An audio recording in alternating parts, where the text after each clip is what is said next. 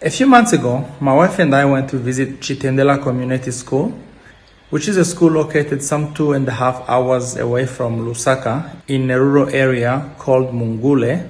And we were privileged to meet with the community leaders, the teachers, the students, and even some parents. This is a community school. It started way back in 2005.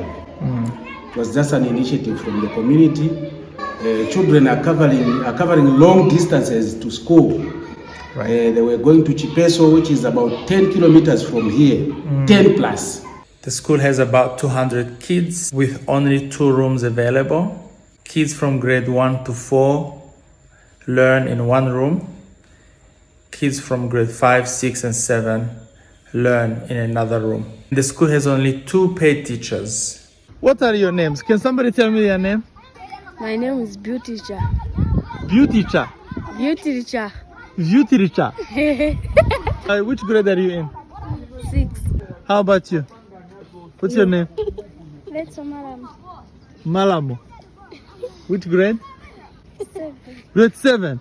So you are about to go to high school, secondary. Why not?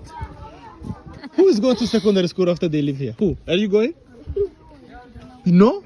Why not? Many of the students who graduate from this school, especially the girls, are unable to go to high school because of distance issues. Some kids have to walk up to 14 kilometers to be able to attend the nearest high school. My wife and I decided that through our non-profit US-based organization, Elimu Village, we would support this school in any way that we could. I went back a few days later to deliver books. Okay. Can you hold on to this book? This one is easier because it says beginner's book, right? Akakabuku. Anybody would like to read this? Papa Bear loved to fish. He caught lots of what? Big fish. It was a bit disheartening to see that a lot of students were struggling with reading at age-appropriate level. A lot of support is really needed to help these kids and to invest in their education to ensure that quality teaching and learning can happen in this place.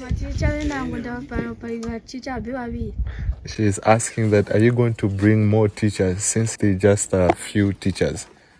One of the ways we thought we would support the school was to build a few extra rooms so that there could be at least 1 grade level per classroom. And also we thought about building some rooms that could be used for high school so that the kids who graduate from the school would not stay home, but they will have an opportunity to continue their education. So while we were in the midst of considering how to move forward with this project, I received a heartbreaking call from the headman, Kelvin, letting me know that heavy winds had destroyed the roof of the school. So I immediately thought about those kids who no longer had any place to go for school. We immediately organized a fundraising effort through GoFundMe, and we were looking for collecting some $4,000 so that we could replace the roof and hopefully add a few more rooms to allow enough space for the kids. We thank God for the outpouring of support. Even though we were not able to raise the $4,000 that we wanted, we were nonetheless able to raise up to $2,500, which were more than enough to get us started. The school was blown off by heavy winds, so we just want to do some renovations. So right now, we just finished purchasing some roofing sheets, and now we are going to the location where we can get them from the warehouse. So there is still a lot of work to do. This way? We can park here. Okay. We'll be looking for a truck to transport them to the school location. Just the idea of putting resources together to help the school, to help the community. We're really excited about this opportunity to serve. It is so exciting. Definitely without the support of the community out there, our school was going to be completely shut down. Now we really thank the community out there for the response. Nevertheless, we are still asking, we are still urging to keep on supporting us and helping us. Our community is really humbled.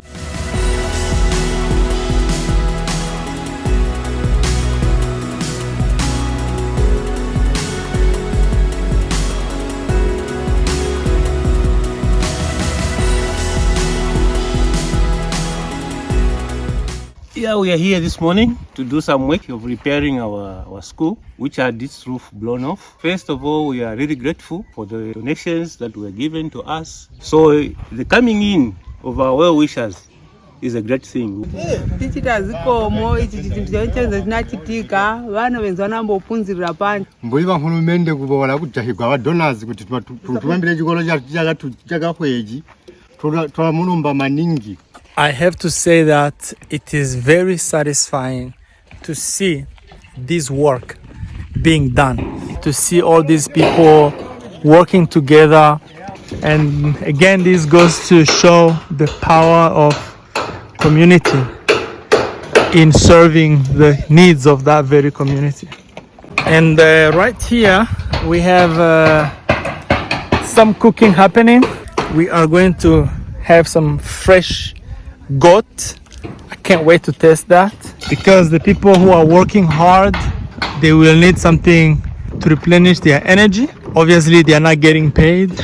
Now we are halfway done, so it's time to take some break and enjoy.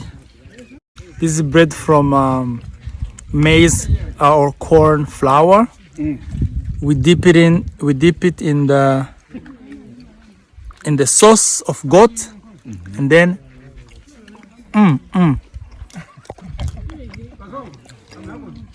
This is another small structure that has been started, and we have an ambition of finishing it off. So you have basically 2 classrooms and an office. And if we are able to get this structure up, it will really be something very meaningful and impactful for the community. Here are some of the bricks that have been burned by the people in the community, and these bricks will be used for the construction of some structures. And it has also been determined that building a small housing for teachers was a priority, because one of the reasons why there is lack of teachers at that school is because they don't have a place to stay. And it's not practical for teachers to walk tens of kilometers daily to find the nearest accommodation. Your support in helping us raise the remaining funds would make a tremendous difference in this community. We have big dreams for this school, for these kids, and we hope that you can partner with us in pushing forward this mission of investing in education of the African children.